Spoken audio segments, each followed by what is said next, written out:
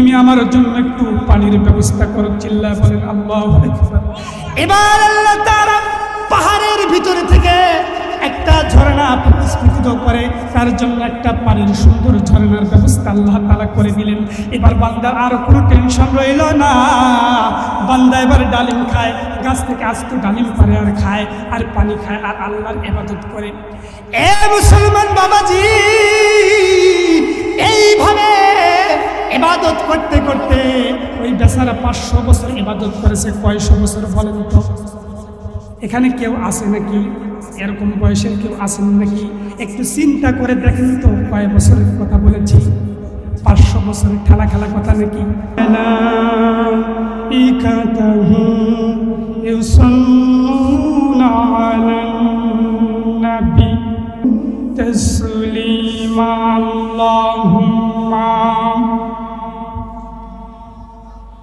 سيدنا وعلى آله مولانا ধৈর্য ধারণ করার শক্তি দাও গো মেহেরবান, আমায় দাও গো মেহেরবান। ধৈর্য ধারণ করার শক্তি দাও গো মেহেরবান, আমায় দাও গো মেহেরবান। বুকের ভেতর ব্যথার নদী বইছে অবিরাম, বইছে বইছে অবিরাম।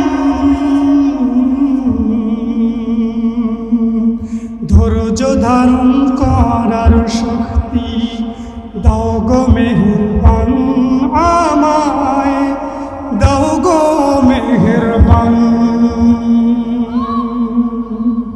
লিল্লাহে তাকবীর। আল কোরআনের আলো আর ঘরে ঘরে জ্বালায় কোনো লাভ নেই, পুরাপুরি সংসদে জ্বালাতে হবে জায়গা মতো। আল কোরআনের আলো, আল কোরআনের আলো, সবাই বলে না আল কোরআনের আলো। 16 বছর ধরে তো ঘরে জ্বালিয়েছেন, ঘরের কি উন্নতি হয়েছে? এখন জায়গা মতো জ্বালাতে হবে, ঘরে জ্বালার সময় শেষ হয়ে গেছে। বলেন ঠিক কিনা? আগে বিগত 1 বছর আগে আমরা যখন আলোচনা করতাম, আমি আপনাদের এই মাহফিলে ভূমিকা দেওয়ার সময় নিই, আমি তখন ছোট্ট এই স্কুলে পড়ি। 2007 সময়টা 2007। মরহুম আমার শ্রদ্ধেয় স্যার, সব মাহফিলে তার জন্য দোয়া করি। যদি কেউ ভালো কাজ করে, অসিলা যদি হয়, সে ভালো কাজের সব পায় কি? আমার মরহুম শ্রদ্ধেয় স্যার জনাব ইমদাদুল হক স্যার এই স্টেজে আমাকে 2007 সালে সর্বপ্রথম দ্বিতীয় মাহফিল ছিল আমার এটা হাতে করে। তখন আমি 2007, আজকে থেকে 18 বছর আগে স্টেজে দ্বিতীয়বারের মতো আমি আলোচনা করেছিলাম। প্রথম প্রোগ্রাম করেছিলাম ময়নাগুড়িতে, গত 8 তারিখে এবার ওখানে প্রোগ্রাম দিয়েছি। সেই 7 সালের পর আল্লাহ তাআলা 2025 সালে এসে 18 বছর পর আল্লাহ তাআলা আবার কবুল করেছেন। আপনাদের সম্মুখে কিছু কথা পেশ করার তৌফিক দান করতেছেন।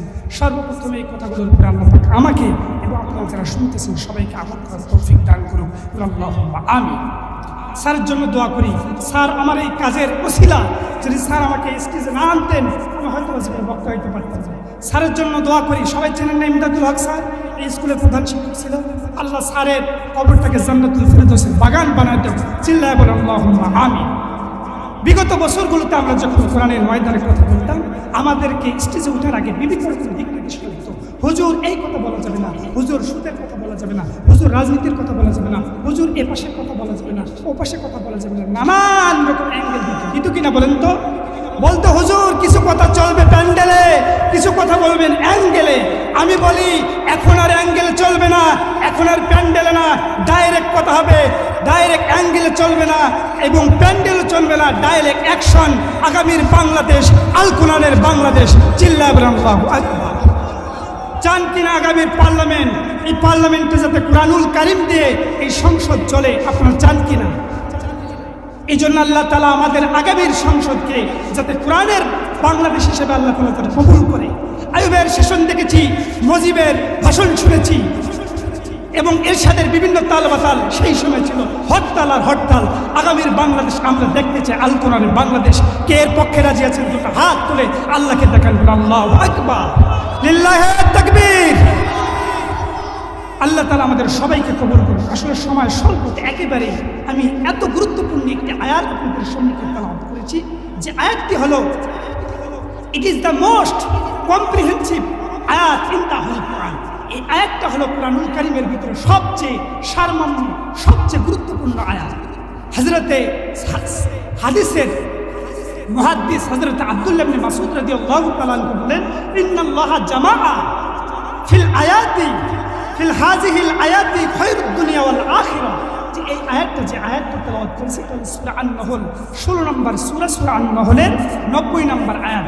আব্দুল্লাহ ইবনে মাসউদ রাদিয়াল্লাহু তাআলা বলেন যে এই আয়াতটা হলো দুনিয়া এবং আখিরাতের সবচেয়ে কল্যাণ একত্রিত করে আল্লাহ তাআলা এই আয়াতের ভিতরে দিয়েছেন। বলেন সুবহানাল্লাহ।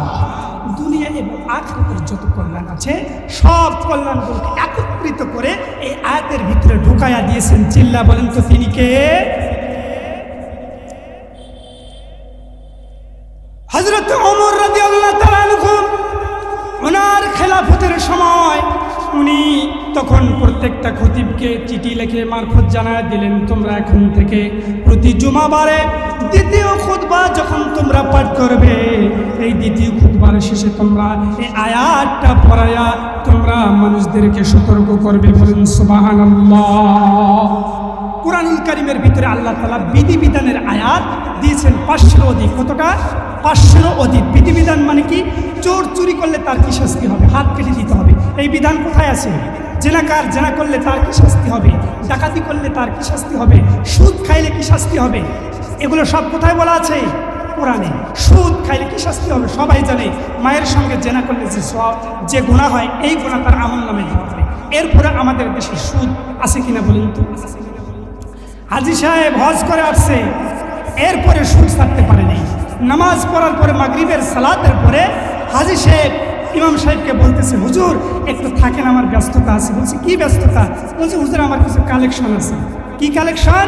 উনি দোকানে ঘুরে ঘুরে সুদের টাকা তুলতেছে। এরকম নামধারী হাজী মার্কা মুসলমান আমাদের দেশে আছে কিনা বলেন? কথা বলে না, আছে কিনা?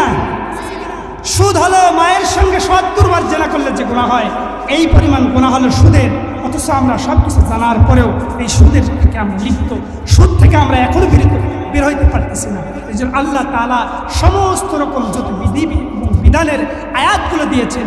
হিংসা করলে কি হবে, অহংকার করলে কি হবে, এরকম বিধি এবং বিধানের আয়াত আছে কোরআনুল কারীমে। কয়টা বাবাজান বলেন তো? 500 অধিক আয়াত আছে। এই সমস্ত 500 অধিক আয়াতে আল্লাহ তাআলা যা বুঝাইতে চেয়েছেন, এই এক আয়াতের ভিতরে আল্লাহ তাই বুঝাই দিয়েছেন। সিল্লাহ বলেন সুবহানাল্লাহ। আচ্ছা বলেন তো দেখি, 500টা আয়াতে যা বলা হয়েছে তা যদি একটা আয়াতে বলে থাকে, তাহলে এই আয়াতের গুরুত্ব আছে কিনা বলেন? কত গুরুত্ব!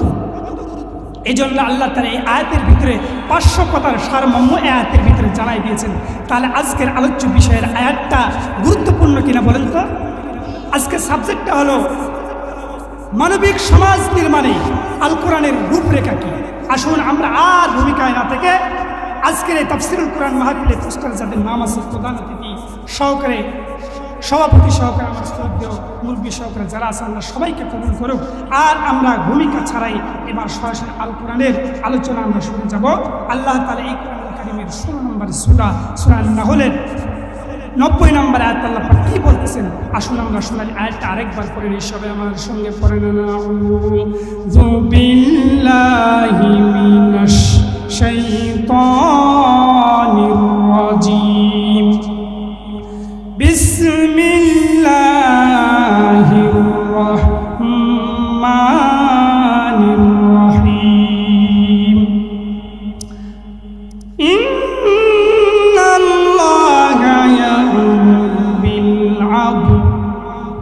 রব্বুল আলামিন নিশ্চয়, ইন্নাল্লাহা নিশ্চয় আল্লাহ তাআলা তোমাদেরকে আদেশ দিচ্ছেন। ইন্নাল্লাহা ইয়া'মুরু, নিশ্চয় আল্লাহ তোমাদেরকে আদেশ দেন। এই আয়াতের ভিতরে আল্লাহ তাআলা 6 দফা কর্মসূচি ঘোষণা করেছেন। কয় দফা? 6 দফা। এই আয়াতের ভিতরে আল্লাহ রাব্বুল আলামিন 6টি কাজ করার কথা বলেছেন। এর ভিতরে 3টি কাজ আল্লাহ করতে বলেছেন এবং 3টি কাজ আল্লাহ করতে নিষেধ করেছেন। আমার ভাইরা মনোযোগ দিয়ে যদি শুনে থাকেন তাহলে বলেন তো দেখি, আয়াতের ভিতরে আল্লাহ আদেশ করেছেন কয়টা কাজের এবং নিষেধ করেছেন কয়টা কাজের? 3টা কাজ কি আদেশ আর 3টা কাজ হলো নিষেধ। আল্লাহ তাআলা বলেন, ইন্নাল্লাহা ইয়া'মুরু, নিশ্চয় আল্লাহ তোমাদেরকে আদেশ দিচ্ছেন, বিল আদলি, তোমরা ন্যায় বিচার করো, ওয়াল ইহসান, এবং তোমরা সদাচরণ করো, তোমরা মানুষের সঙ্গে অনুগ্রহ করো, ওয়া ইতাইযিল কুরবা, এবং তোমাদের নিকট আত্মীয় স্বজন যারা আছে তাদেরকে তোমরা দান করো। তাহলে আল্লাহ আদেশ করলেন কয়টা বলেন তো? 1 নম্বর হলো আল্লাহ তাআলা বলতেছেন তোমরা সমাজের ভিতরে ন্যায় বিচার করো। মুখস্থ করতে হবে। এটা একটা ক্লাস চলতেছে, আমি আপনাদের সম্মুখে একটা ঘটনা বললাম, আপনারা একটু চোখের পানি ফেললেন। এটা আলোচনা বাবাজি, এই আলোচনা দিয়ে কিছুই হবে না, এই আলোচনার দিন বাবাজি চলে গেছে। এখন পুরাপুরি কথা হবে কোরআন এবং হাদিস দিয়ে। বলেন সুবহানাল্লাহ। আপনার চান নাকি একটা কিচ্ছা বলবো, বলে আপনাদেরকে কাদায় চলে যাইতে পারবো না, কিন্তু আমি তা করবো না, আমি খেয়ালত করবো না। এই আয়াতে আল্লাহ তাআলা 3টি কাজ আদেশ করলেন, তোমরা অবশ্যই সমাজের ভিতরে ন্যায় বিচার প্রতিষ্ঠা করবে, 2 নম্বরে তোমরা সদাচরণ করবে, আর 3 নম্বরে তোমরা তোমাদের নিকট আত্মীয় স্বজনদেরকে দান করবে। এইটা 3টা আল্লাহ তাআলা 6টা কর্মসূচির ভিতরে 3টা আল্লাহ তাআলা আদেশ করেছেন। আর অপরদিকে রব্বুল আলামিন 3টা কাজ করতে নিষেধ করেছেন। তার 1 নম্বরে হলো ওয়ায়ানহা আনিল ফাহশা, আল্লাহ পাক বলেন তোমরা সমস্ত প্রকার অশ্লীল কাজ থেকে তোমরা বিরত থাকো। 2 নম্বরে হলো আল মুনকার, তোমরা সমস্ত রকম মন্দ কাজ, সমস্ত রকম খারাপ কাজ থেকে তোমরা বেঁচে থাকো। আর 3 নম্বরে যে কাজটা আল্লাহ তাআলা নিষেধ করেছেন সেই কাজটা হলো আল বাগি, তোমরা সীমা লঙ্ঘন থেকে বেঁচে থাকো। এখন প্রশ্ন করতে পারেন, হুজুর আল্লাহ তাআলা এই 3টা কাজ করতে আদেশ করেছেন আর 3টা কাজ নিষেধ করেছেন, কেন করেছেন? জানার দরকার আছে কি? এই আয়াতের শেষের দিকে আল্লাহ তাআলা চমৎকার ভাবে জানিয়ে দিয়েছেন, ইয়াঈদুকুম লাআল্লাকুম তাযাক্কারুন।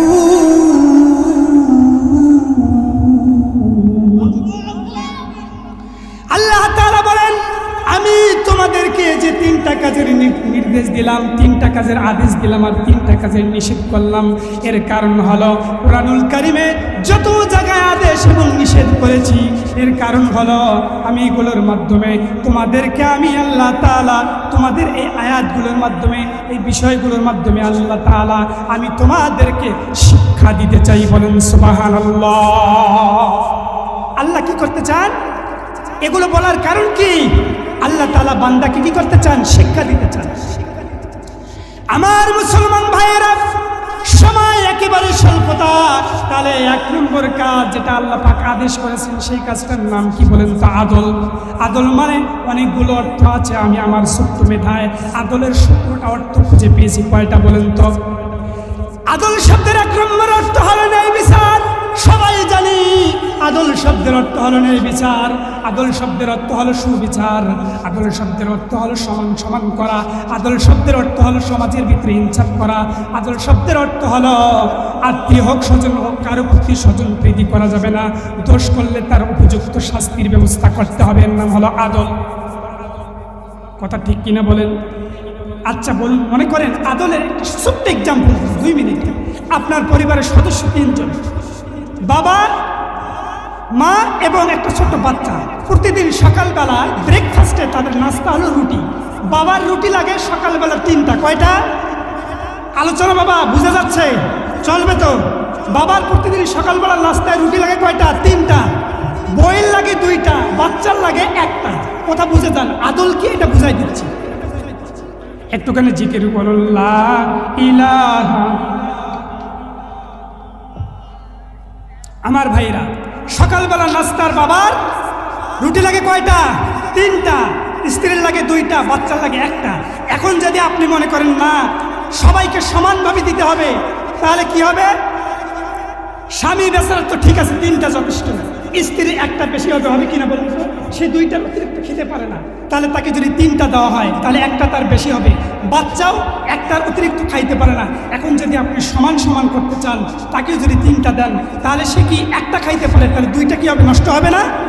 অনুরূপভাবে আপনি যদি চিন্তা করেন যে না দুইটা সবাইকে দুইটা করে দিতে হবে, তাহলে দুইটা যদি সবাইকে দেন তাহলে স্বামী বেচারা একটা কম হবে কিনা, স্ত্রীর ঠিক হবে, বাচ্চারও কি হবে, একটা বেশি হবে, কারণ তার লাগে কয়টা, একটা।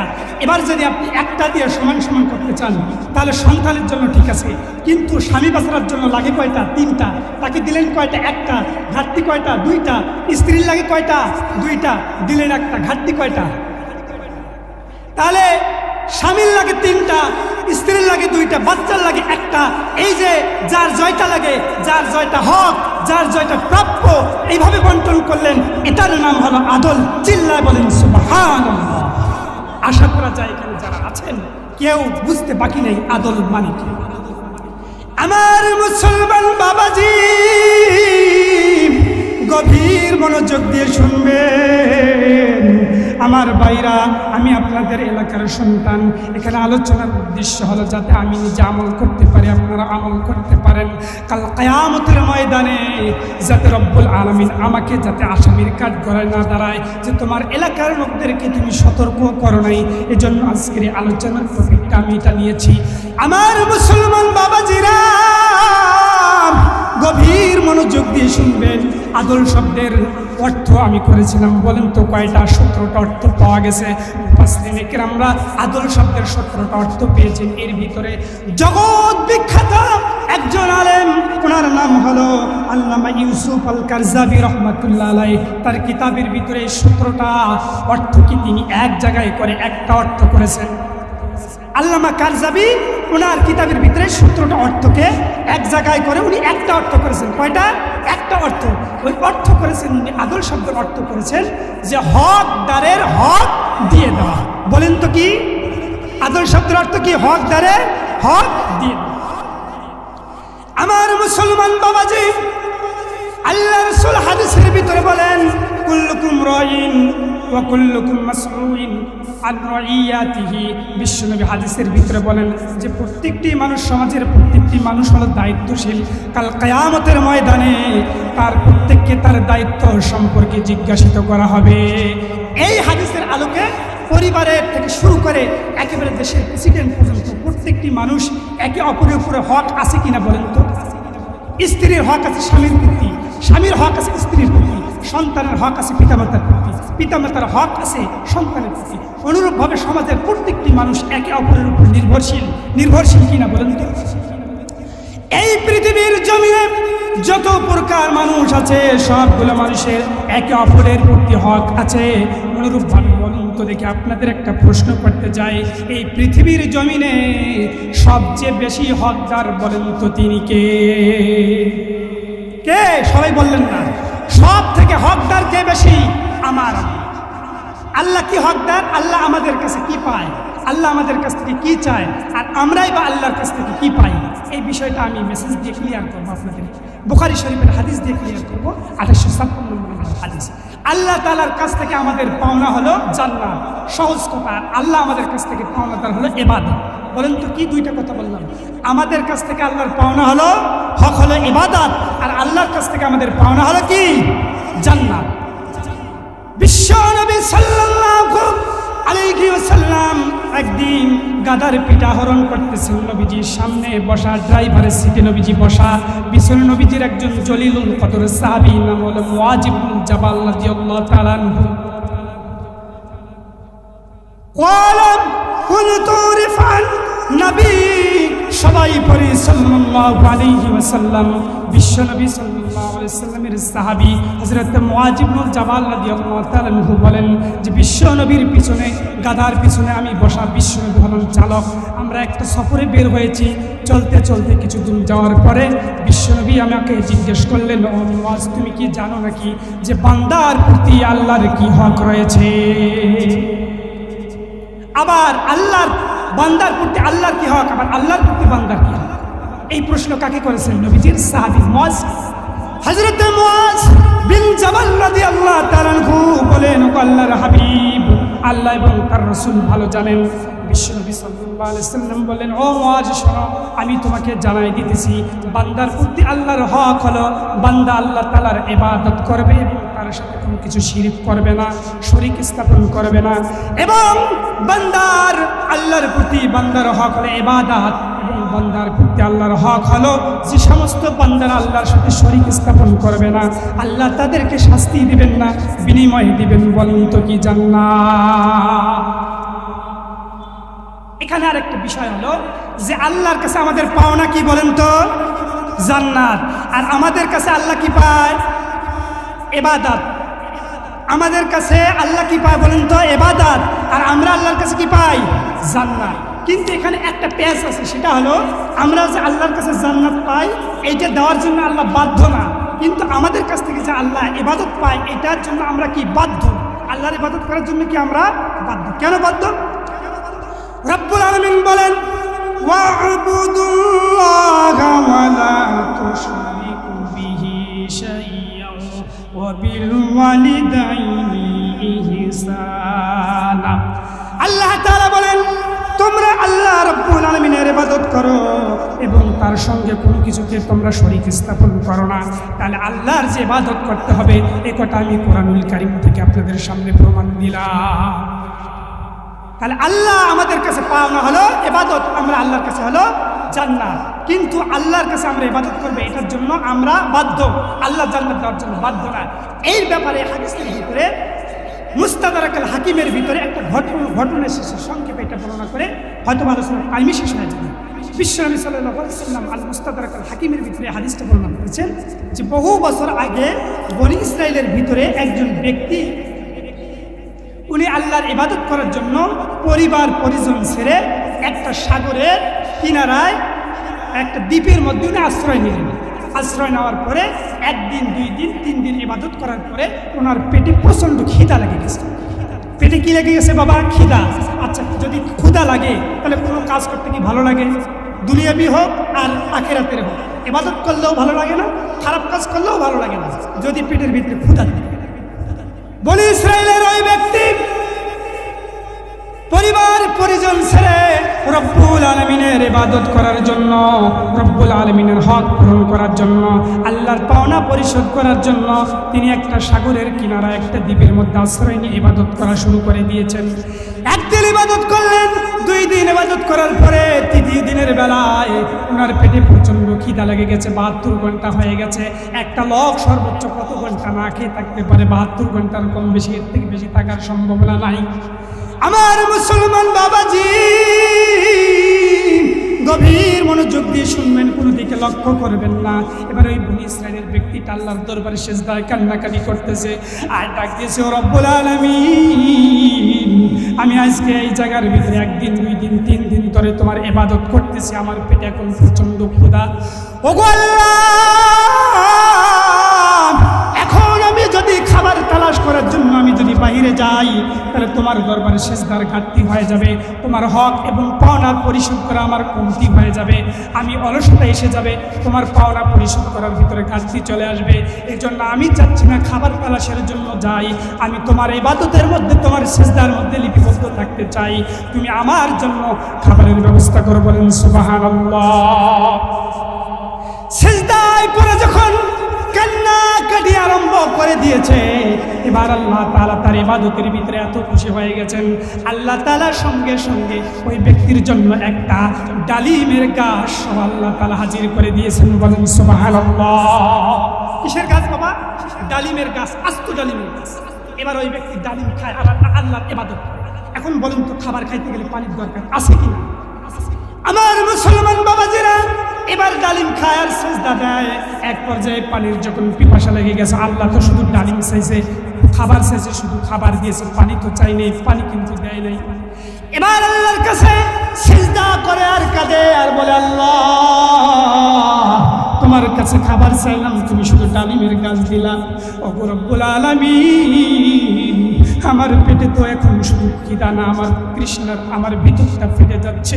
ওগো রব্বুল আলামিন, তুমি আমার জন্য একটু পানির ব্যবস্থা করো। চিল্লায় বলেন আল্লাহু আকবার। এবার আল্লাহ তাআলা পাহাড়ের ভিতরে থেকে একটা ঝর্ণা প্রস্ফুটিত করে, তার জন্য একটা পানির সুন্দর ঝর্ণার ব্যবস্থা আল্লাহ তাআলা করে দিলেন। এবার বান্দার আর কোনো টেনশন রইল না। বান্দা এবার ডালিম খায়, গাছ থেকে আস্ত ডালিম পারে আর খায় আর পানি খায় আর আল্লাহর ইবাদত করে। এ মুসলমান বাবাজি, এইভাবে ইবাদত করতে করতে ওই বেচারা 500 বছর ইবাদত করেছে। কয়শো বছর বলেন তো? এখানে কেউ আছে নাকি এরকম বয়সের কেউ আছেন নাকি? একটু চিন্তা করে দেখেন তো, কয় বছরের কথা বলেছি? 500 বছরের খেলা খেলা কথা নাকি? এ বাবাজিরা, 500 বছর ইবাদত করার পরে একদিন আল্লাহর বান্দা দেখে তার শরীরের চামড়াগুলো ঢিলা হয়ে গেছে, মানে বয়স বেড়ে গেছে, চুলগুলো পেকে গেছে, গরুর চুল ভুরুগুলো পেকে গেছে, চোখে দেখে না, দাঁতগুলো আস্তে আস্তে পড়ে যাচ্ছে, মাজার ভিতরে কোনো শক্তি নাই। আল্লাহকে ডেকে বলে, ওগো রব্বুল আলামিন, তোমার আগে যেরকম ভাবে ইবাদত করেছিলাম আর শক্তি হয়ে গেছে, 500 বছর তোমার ইবাদত করলাম, ওগো রব্বুল আলামিন, আমি মনে হয় আর বেশি দিন বাঁচবো না। তবে ওগো আল্লাহ,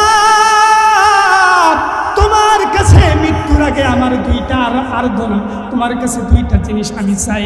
1 নম্বরে তুমি যখন আমার মৃত্যু দিবা গো, তখন যেন ওই দিনটা যেন জুমার দিন হয়। যদি রাতে মৃত্যু যাও, তাহলে ওই রাতটা যেন জুমার রাত হয়। আরেকটা আশা হলো, আরেকটা তোমার কাছে চাওয়া হলো, তুমি যেই দিন আমার মৃত্যু দিবা, যেই সময় তুমি আমার মৃত্যু দিবা, ওই সময় যেন আমি তোমার কদমে সিজদা অবস্থায় থাকতে পারি। বলেন সুবহানাল্লাহ। কয়টা জিনিস চেয়েছি? 1 নম্বরে হলো, ওগো রব, তুমি যেদিন আমার মৃত্যু দিবা, ওই দিনটা যেন জুমার দিন হয় অথবা জুমার রাত হয়। আর 2 নম্বরে হলো, আমি যখন মৃত্যুবরণ করব, তখন যেন আমি সিজদা অবস্থায় থাকতে পারি। বলেন সুবহানাল্লাহ। এ মুসলমান বাবাজিরা, হাদিসের ভিতরে এসেছে, হাদিসের ইবারত পড়ার মতো সময় নেই। বিশ্বনবী সাল্লাল্লাহু আলাইহি সাল্লাম বলেন, কোন ব্যক্তি যদি জুমার দিন অথবা জুমার রাত্রে যদি মারা যায়, ওই ব্যক্তির কবরের আযাব মাফ করে দেন। বলেন তো তিনি কে? কোন ব্যক্তি যদি জুমার দিন অথবা রাতে মারা যায়, ওই ব্যক্তির কবরের আযাব মাফ করে দেন কে? আল্লাহ। আর একটা হলো, ওই ব্যক্তি 2 নম্বর আশা আল্লাহর কাছে করেছে, ওগো রব্বুল আলামিন, আমি যখন মৃত্যুবরণ করব, তখন যাতে তোমার কাছে সিজদা অবস্থায় আমি মৃত্যুবরণ করতে পারি। বলেন তো এটা ভালো লক্ষণ না খারাপ লক্ষণ? বাংলাদেশে আমি দেখেছি, আমার এই বয়সে দেখেছি, অনেক মানুষ মৃত্যুবরণ করেছে টয়লেটের ভিতরে, অনেক মানুষ মৃত্যুবরণ করেছে কি বলে হলের ভিতরে, যেখানে সিনেমা হয় সেখানে ইন্তেকাল করেছে। বিশ্বনবী হাদিসের ভিতরে বলেছেন যে দুনিয়াতে মানুষ যে অবস্থায় মৃত্যুবরণ করবে, কাল কিয়ামতের ময়দানে আল্লাহ তাআলা তাকে কবর থেকে ওই অবস্থায় উঠাবেন। বলেন নাউযুবিল্লাহ। দুনিয়াতে যদি কোনো মানুষ সিজদা অবস্থায় ইন্তেকাল করে, তাহলে আল্লাহ তাআলা কাল কিয়ামতের ময়দানে কবর থেকে ওই ব্যক্তিকে হাসরের ময়দানে সিজদা দেওয়া অবস্থায় আল্লাহ তাআলা উঠাবেন। আবার যদি কোনো ব্যক্তি এরকম গাঞ্জা খাইতে খাইতে, বিড়ি খাইতে খাইতে, সুদ খাইতে খাইতে যদি মারা যায়, তাহলে ওই ব্যক্তিকে আল্লাহ তাআলা কাল কিয়ামতের ময়দানে কবর থেকে ওই অবস্থায় উঠাবেন। বলেন নাউযুবিল্লাহ। তাহলে মৃত্যুটা ভালো অবস্থা হওয়ার দরকার আছে কিনা? এ মুসলমান বাবাজিরা, এবার যখন 500 বছর অতিবাহিত হয়ে গেল, একদিন মালাকুল মউত যখন চলে আসলেন, আল্লাহ তাআলা তার ওই 2টা আশাকে পূরণ করে দিলেন। এবং তার ওই দিন যিনি ওই দিন যখন তিনি মৃত্যুবরণ করেছেন, ওই দিনটা ছিল জুমার দিন, এবং উনি সিজদা অবস্থায় মৃত্যুবরণ করেছেন। বলেন সুবহানাল্লাহ। মৃত্যুবরণ করার পরে ওই ব্যক্তি যখন কবরে চলে গেছে, কাল কিয়ামতের ময়দানে ওই ব্যক্তিকে যখন কবর থেকে উঠানো হবে, তার আমলনামা যখন আল্লাহ তাআলা দেখবেন, তাকে সিজদা অবস্থায় হাসরের ময়দান থেকে কবর থেকে উঠানো হবে। বলেন সুবহানাল্লাহ। আল্লাহ তাআলা ফেরেশতাকে আদেশ করবেন, যাও তার আমলনামা আমার কাছে প্রেজেন্ট করো, উপস্থিত করো। ফেরেশতা যখন তার আমলনামা, ওই ব্যক্তির আমলনামা আল্লাহর কাছে উপস্থিত করবেন, এবার রব্বুল আলামিন তার আমলনামা দেখে দেখবেন ওই বান্দা 500 বছর আল্লাহর ইবাদত বন্দেগী করেছে। কয়শো বছর? বলেন তো 500 বছর। আমার মুসলমান বাবাজিরা, এবার আল্লাহ তাআলা ফেরেশতাকে হুকুম করবেন ও ফেরেশতারা, যেহেতু আমার বান্দা দুনিয়ায় থাকা অবস্থায় আমার হককে পূরণ করেছে, আমার যেটা পাওনা ছিল ইবাদত, সেই পাওনা সে পরিশোধ করেছে, এবার আমার ওয়াদা অনুযায়ী তুমি তাকে রহমত করে জান্নাতের ভিতরে দিয়ে দাও। বলেন সুবহানাল্লাহ। ও ফেরেশতা, আমার এই ব্যক্তি, আমার এই বান্দা যেহেতু 500 বছর ইবাদত করেছে, তুমি তাকে দয়া এবং মায়া করে জান্নাত দিও। যখন এই কথা শুনেছে, একটা এক্সাম্পল দিয়ে আমি শেষ করে, বড় ভাই এসেছে, বলেছে যে তুমি তাকে দয়া এবং মায়া করে জান্নাতে দাও। এই বনি ইসরাইলের ব্যক্তির মাথা গরম হয়ে গেছে। কয় কি রে, 500 বছর ইবাদত করলাম, আরে এখন কইতেছে দয়া মায়া করে জান্নাত দাও? এরকম তো কথা ছিল না। এরকম কথা ছিল নাকি? কথা ছিল আল্লাহর হক হলো ইবাদত, আর আল্লাহর কাছে আমরা পাওনা হলাম কি? জান্নাত। তা আল্লাহ তোমার হক তুমি পূরণ করেছো। ও আল্লাহ, কয় বছর তোমার ইবাদত করেছি? বলে তুমি 500 বছরের উপরে ইবাদত করেছি। বলে তোমার হক আমি পূরণ করেছি, এবার তোমার কাছে আমি কি পাওনা? বলে জান্নাত। বলে তুমি আমাকে জান্নাত দিবে, এটা তোমার পাওনা। তাহলে এখানে আবার দয়া এবং মায়া কি? মনে করেন আমার এই সভাপতি সাহেবের কাছে আমি বললাম, ও দাদা যান, আপনার কাছে আমি একটু অভাবের মধ্যে আসি, আমাকে 10,000 টাকা খরচ দেওয়া যাবে? তখন উনি বলতেছেন, ঠিক আছে বাবা, তুমি যেহেতু আমার এলাকার ছেলে, বক্তা মানুষ, তুমি বিপদে পড়ছো, ঠিক আছে 10,000 টাকা খরচ নাও। তবে বাবা কথা হলো, বর্তমান যে দিনকাল পড়ছে, তুমি এক কাজ করো, তোমার মোবাইলটা আমার কাছে রাখো, তুমি যেদিন টাকা দিবে সেদিন মোবাইলটা নিয়ে। কথা বুঝতেছেন? এখন 15 দিন পরে যখন 10,000 টাকা নিয়ে তার কাছে গেলাম, তার পাওনা কি 10,000 ছিল, পরিশোধ করে দিয়েছি। এখন উনি মোবাইলটা আর দিচ্ছেন। আমি এখন মোবাইল যখন চাইলাম, তখন কাছে ঠিক আছে, এই যে নাও, দয়া করে তোমাকে মোবাইল দিলাম। বলেন তো মাথা কি ঠিক থাকবে? কথা বুঝে না। পাওনা কি ছিল? উনি 10,000 টাকার মালিক, পাইছিল দিয়ে দিয়েছে। আমার পাওনা পরিশোধ, ওনার পাওনা পরিশোধ, আমার পাওনা কি? মোবাইল। এখন উনি বলতেছে দয়া করে মোবাইল দিলাম। এখানে দয়া এবং মায়ার কি আছে? মাথা গরম হবে কি? আমার মুসলমান ভাইয়েরা গভীর মনোযোগ দিয়ে শুনবেন। যখন এই কথা বনি ইসরাইলের ব্যক্তিটা বলে ফেলল, ওগো রব্বুল আলামিন যখন আল্লাহর সঙ্গে বাদ করতেছে, বাদুরবাদ যখন করা আরম্ভ করলো, তর্ক এবং বিতর্কের ভিতরে যখন লিপ্ত হয়ে গেল, আল্লাহকে বলতেছে, ওগো আল্লাহ, আমার পাওনা ছিল, আমি তোমার ইবাদত 500 বছর করেছি, এবার আমার পাওনা হলো জান্নাত। কোনো দয়া মায়া চলবে না, তুমি আমার রহমত দরকার নাই, তুমি আমার পাওনা পরিশোধ করো, জান্নাত। তখন আল্লাহ তাআলা ওই ব্যক্তির উপরে গুসা হয়ে যাবেন এবং সাথে সাথে ফেরেশতাকে ডাক দিয়ে বলবেন, ও ফেরেশতা, আমার এই বান্দা ইবাদতের বড়াই করতেছে, তুমি যাও যাও, তাকে নিয়ে তুমি জাহান্নামের মধ্যে নিক্ষেপ করে দাও। বলেন নাউযুবিল্লাহ। তখন ওই ব্যক্তি আল্লাহকে বলতেছে, আল্লাহ, তুমি কি আমার প্রতি জুলুম করতেছো নাকি? তখন আল্লাহ তাআলা বলবেন, না, তোমার প্রতি সামান্য পরিমাণ জুলুম করতেছি না। কারণ হলো বান্দা, তুমি তোমার ইবাদতের বিনিময়ে জান্নাত যাইতে পারবা না। কারণ ও বান্দা, তুমি কি জানো তোমার শরীরের ভিতরে কত আমি নিয়ামত দিয়েছি?